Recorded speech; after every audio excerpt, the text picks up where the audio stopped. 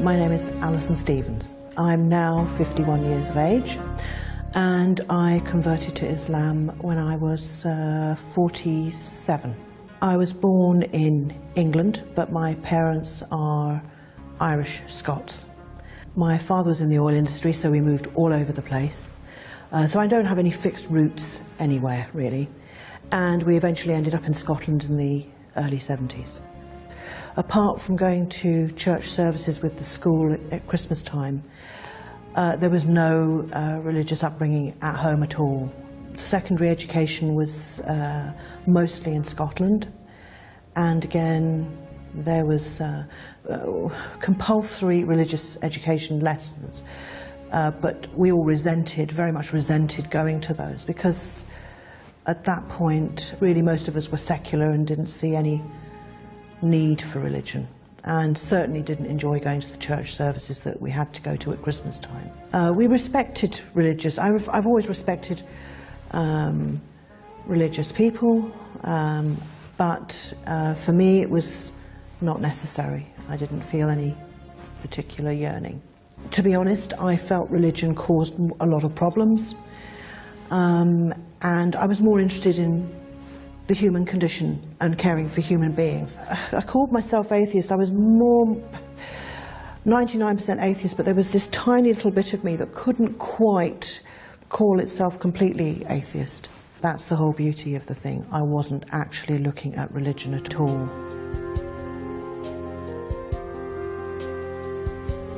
My hospital had recruited some people who were very evangelical Christians, and in fact they were putting me really off of religion completely.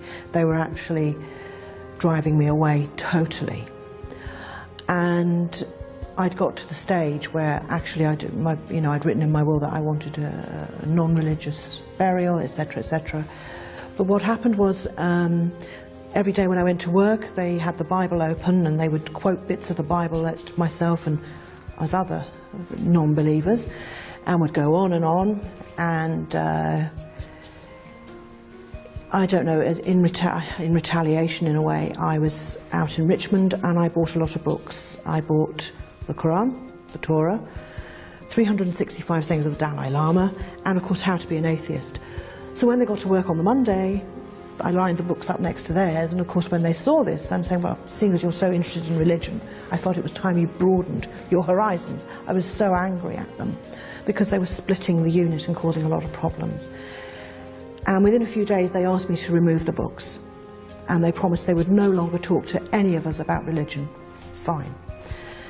And I took the books home and was just flicking through them very quickly, and again didn't feel anything particular, but I opened up the Qur'an thinking, okay, let's just see what this is all about. Quickly scanned through the first chapters, and the first thing I read was, oh, the women. Oh, I'll read this. Opened it up and started reading it, and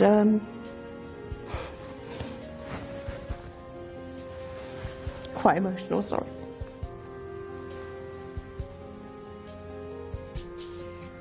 The shock was quite profound. Even now, it's quite profound. Anyway, I remember reading the words and thinking, well, this isn't what I expected. And I read a bit more and thought, I can't believe what I'm reading. So I shut the book and thought, okay, I've read a bit now, that'll do me. But I couldn't stop reading it. So a few days later, I decided to read from the front. It was just wonderful. It was so gentle, but very profound. It was very powerful, just reading the words. I desperately tried to rationalize it and kept reading, and the more I read, the more it made sense. And as I say, it really was like a light had been turned on. Very bizarre for somebody who'd been so against religion. And I remember trying desperately not to believe what I was reading, resisting it, and at one point closing the Qur'an and thinking, I'm never going to read this anymore, I'm not going to read anymore. But I couldn't help myself. It was a very strong thing, very strong. So after reading a few chapters, I thought, well, maybe my translation is wrong. And I decided to visit a mosque. I made the choice of choosing a mosque far away from where I live, because I didn't want anyone to see me. And I went to the masjid and pulled on a scarf and everything. And met this imam who confirmed that what I was reading was not the most beautiful of translations, he said, but actually was accurate. And I remember him saying, "Are you planning to convert?" I said, "Oh, certainly not. I've just come about the book, you know." And I tried to make it some sort of intellectual exercise, but there was something deep inside that was changing, quite dramatically. And I got home that particular day, and I remember the imam kept saying to me it was a very special day, and I'm going, yes, I know, it's a special day, and got home and turned on the television, and of course, again, vowing, right, I've done that now, I'm going to walk away from this. And it was the Prophet Muhammad's birthday that day. So how can you ignore something like that? So a few days later I came to work, and I took aside one of my Muslim colleagues, who's a doctor, and she thought I was going to tell her something dreadful about a patient, something awful had happened. And when I told her, she was in quite a big shock, because I said, I don't know what to do. And she then gently guided me. I didn't feel coerced or forced. It was very much a decision that I wanted to make. I questioned myself constantly. Was this some sort of middle-aged crisis? Was I, at one point I thought maybe I should just become a Christian, because that was more traditional. But I just knew that wasn't right for me. So after a few weeks with her, I did my Shahada, but I did it completely voluntary. There was I just felt inside it was right.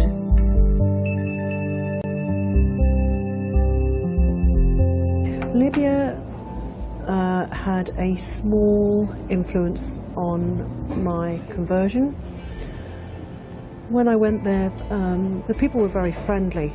They were very hospitable, very open. One of the things that impressed me was I went to one place where they had an old church that had been deserted for a long time, but the locals felt it their duty to keep the church in order, even though it hadn't been used for over 40 years. They were very curious to know about me and my thoughts and what kind of lifestyle I had. And of course the sound of the call to prayer actually was quite magical as well. When I went on one of my visits to Libya, I went to the desert.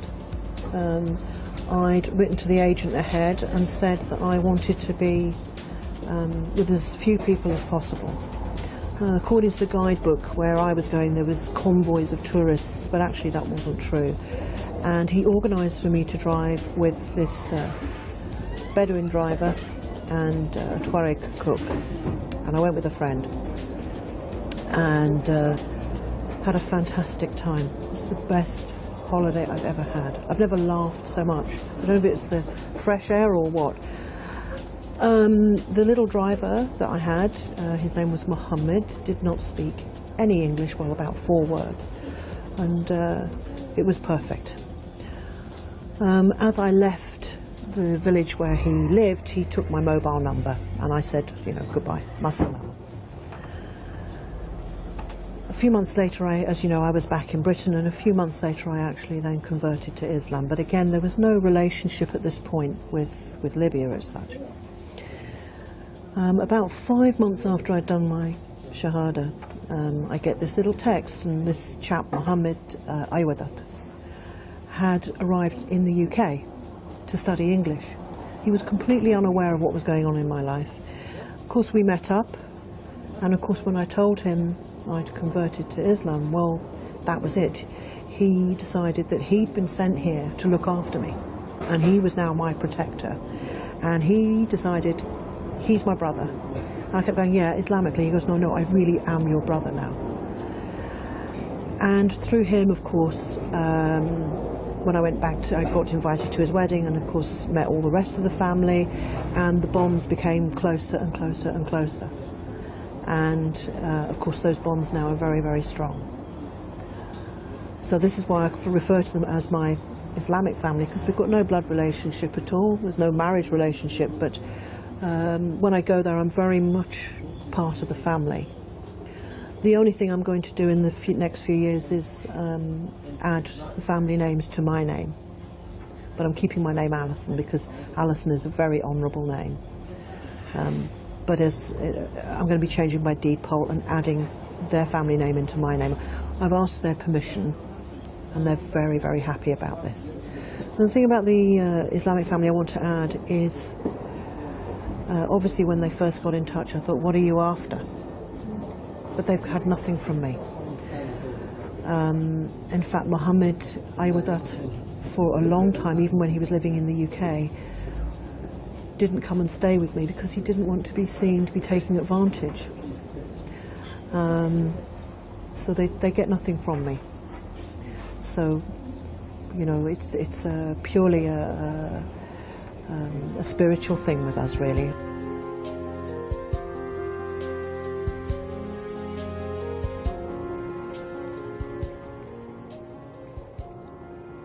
This is the main entrance to the hospital that I work at, and I've been working here for 10 years. It's just a typical National Health Service hospital, very busy, very busy. And we're now just going off to a local restaurant, a fantastic Lebanese restaurant, where we're going to meet my friends. And the first day I went to the mosque, actually, to be honest, I spoke to an imam and I asked if I'd got a correct translation of the Qur'an, because you know, I thought maybe there'd been a mistake, but no, there wasn't. Shortly after I arrived, and the door was opened and a gentleman walked in, and English, and the Imam asked him to stay. This gentleman has actually been very pivotal and very helpful in my conversion, but at the time, of course, we didn't know this was going to evolve into anything. And I remember him saying that, was I planning to convert? And I said, certainly not, I'm just here for information. And he then said to me, well, if I was planning to convert, that if I'd come to Islam looking for friendship or looking for the best in humankind, I wouldn't find it. And that Islam was not a utopia. And I said I had no illusions about Islam because of some of the things that had happened to me in my nursing career. He was very good because he gave me some quick references for books to read, and left. Of course, I rang him a few months later to tell him that I had actually taken my Shahada. Islam has changed me as a wife. It's made me very determined to keep the marriage going.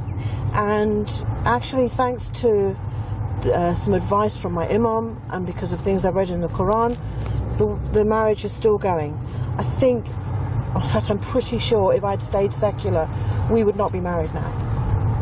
And I try to see things from his point of view as well. But he now also tries to see things from my point of view. And I'm actually, because I'm stronger and more confident, he's now more willing to help me. Before he wouldn't help me at all. And I think secretly he's quite proud, even though he doesn't want to admit it.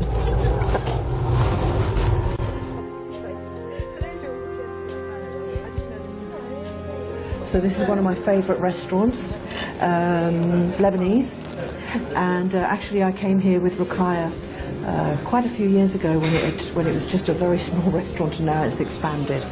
It does the best hummus in the world. My name is Ruqayya, and I'm a friend of Alison's. How long? I think it's been about, what, 4 years? In 2007. Is it really?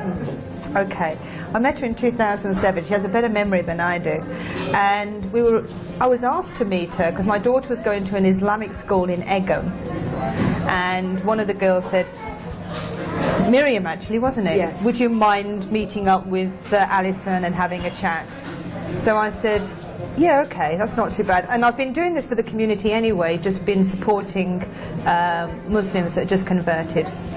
So we met at Hounslow Mosque And but we talked about Islam outside the mosque, didn't we? And the only thing I can remember saying to you is, the only advice I can give you, because I can give you none, is just a word of warning that you'll get, as soon as you converted, you get these loads of people saying to you, do this, this is haram, this is halal, this is, you know, and it's almost like a rule book.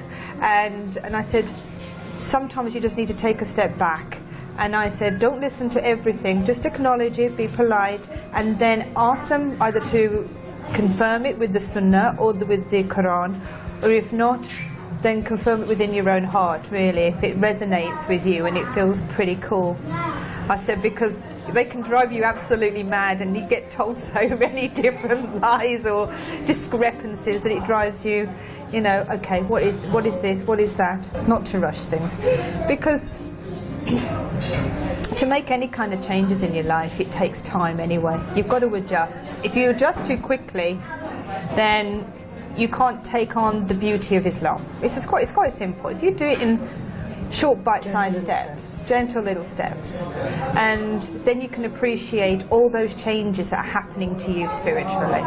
If you rush right in, like a bull in a china shop, you'll crash a few items along the way, and you may actually miss some of the beauty that surrounds Islam.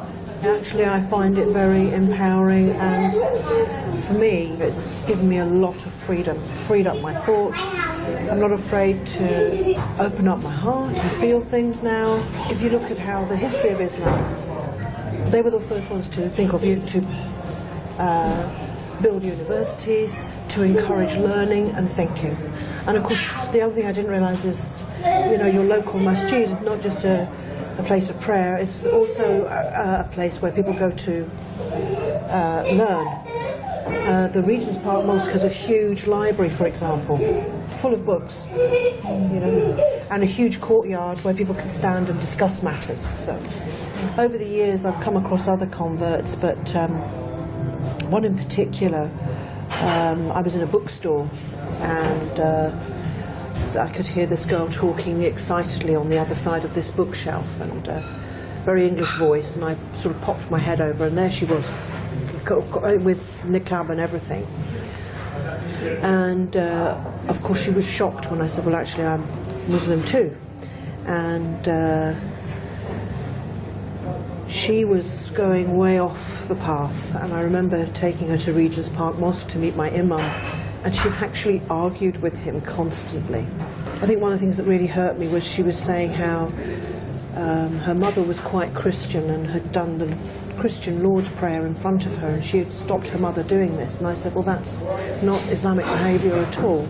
And if you listen to what the Christian prayer is, and our prayer is almost identical, what it's asking for. And to hurt your mother is just so against Islamic belief. Anyway, this girl became quite fanatical. In the long run, she actually left Islam, but now is vehemently, she's sort of really against Islam now. Because she joined it as a form of rebellion, and of course discovered that actually most Muslims just get on with their lives and have the same core beliefs as everybody else, really.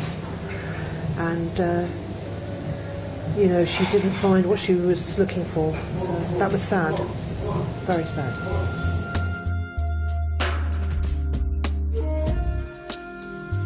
Muslims don't, it sounds silly, but they don't tend to integrate.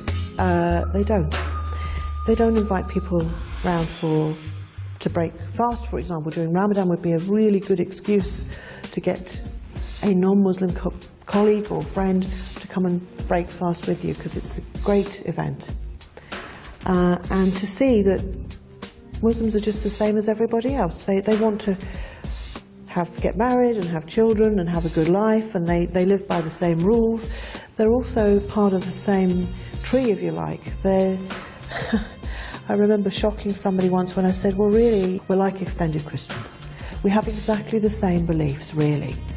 We also believe in Jesus Christ, peace be upon him, and we share the same values. We share the same core values. It's a bit like in the 80s, don't forget, my family are also Irish background. And I remember you didn't like to bring up the fact that you had Irish in you at one point in the 80s because, of course, the IRA were bombing us. So maybe it's just a phase, and of course now everybody loves the Irish. Everybody loves the Irish, which is great. But maybe that's what we need to do, unfortunately it'll be a phase that we have to go through. And I think the tide is turning. I think people realise that the people that commit terrorism are a minority. Sadly, it's very sad. And I think hopefully the moderate voice is getting heard more. I think the other problem is our media tends to focus very much and gives a lot of coverage to the fundamentalist or the extreme view. And people like me are a bit boring and a bit moderate, and they're not interested in people like me. You know, although I worked in a very, you know, as a nurse you're supposed to be compassionate, my heart really wasn't in it. It was sort of going through the motions without really feeling it. I'm actually much more compassionate and understanding than I ever was. I'm much more patient than I was. I still have a little bit of a temper, but I try to, for the sake of my religion, or when I think about the Prophet, peace be upon him, Muhammad, I try to control my temper a little bit more now. I haven't lost my sense of humour. I remember I didn't want to sort of run around and say, hey, guess what's happened to me? And I kept it very dignified and very quiet, not because I was ashamed or because I didn't want to talk about it, but because it was something so personal to me. And I was at work, and it was my first time I did Ramadan, and my colleagues were saying, oh, did you want a cup of tea? I said, no, I'm all right. And when one of them joked, says, what, are you fasting? Are you a Muslim? Joking. And I said, yes, I am actually. And this was the first opportunity I'd had to actually talk about this. Now, this has been 6 months. I'd been converted for nearly 6 months at this point. And there was this shock silence in the operating theatre, absolute shock silence. And somebody said, you shouldn't joke about something like that. I said, I'm not joking. And the surgeon actually dropped an instrument because of the shock. Because please remember, I'd been atheist, more or less. And there was a bit of a sort of embarrassed coughing, and then they carried on. And they said, oh, you know, there was just this silence. So we then carried on working. Later that day, I went down to the coffee room to get one of the surgeons to come back to work, and trotted down into the coffee room. And as I walked in, you could hear everybody talking. Walked in, and complete silence, complete silence. And, okay, one of my colleagues then joked, well, she hasn't got a backpack on, as a joke. And it's just made everybody laugh. And of course they then said, is this really true? And I said, yes, it's really, really true. And one of them said, but you haven't changed. And I said, well, why would I change? And then one of them said, she doesn't swear as much. And that's the only change they'd noticed. And that was it. But the thing is, I'd kept my sense of humour. Although, you know, I don't like crude sense of humour, but I never have. And that was it. That was the only change.